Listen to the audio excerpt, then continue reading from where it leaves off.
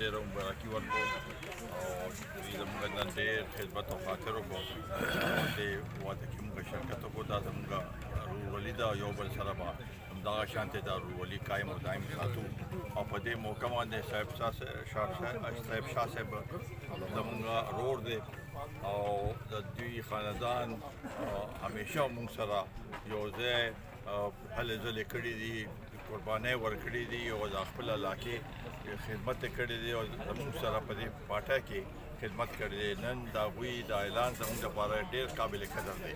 او په دې باندې موږ ډېر خوشحاله وو دا ټول علاقه پرې خوشحاله ده او په دې کې چې کوم ملګرو پکې کوششونه کړي دي او نن ټول ملګرو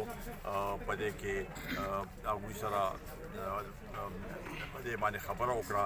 نو زه په دې ډېر خوشحاله یم هغوی ته مبارکي ورکوم او انشاءالله تعالی زموږ دا ورورولي به همداسې قایم او دایم وي او د دې علاقې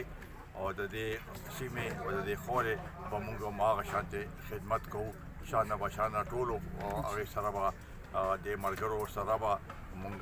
د دې علاقې خدمت کوو او دا زموږ فرض دی انشاءالله تعالی دا علاقه به نور هم ترقي کړي ډېره مهرباني مخکې وایي چې استعفاګانې منظور کړئ چې هغه منظور شو نو بیا وایي چې نه موږ استعفا نه ورکوو دا واپس یې واغشتې بیا الیکشنونه په شپږ اوه سیټه باندې وکړه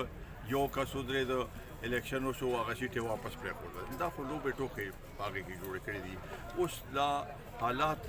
مونږ ته هغه شانتې مونږ الیکشن نه هغه تښتو نه مونږ غواړو چې الیکشن دې وشي خو الیکشن دپاره یو فضا پکار ده الیکشن دپاره داسې فضا پکار ده چې هر چاته خدای په بنیاد باندې مکمل وشي منصفانه الیکشن وشي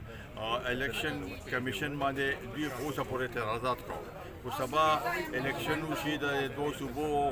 بیا دوی پکې ونه ګټنه بیا به هغه باندې الزامات لګوي چې یاره دا الیکشن څنګه وشو دلته د مردم شماري کېده هغه روانه ده هغې نه پس په حلقه بندي بیا دوباره کېږي نو دا هم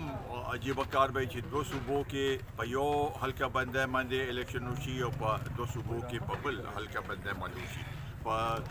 دې دا په زړې مردم شمارۍ باندې وشي دا راتلونکي به بیا په نوې مردم شمارۍ باندې وشي نو دا به ذات خود یو لوی هغه دی مونږ غواړو چې حالات دې ټیک شي حالات دا کوم طریقې سره چې اوس روان دي او دا عمران خان چې دا کوم په زمان پارک کې یا پرون په دې اسلام آباد کې دا کوم حل دغه احتجاج وکړو دا خو بالکل خانه جنګي طرف ته خبره روانه ده نو داسې حالاتو کې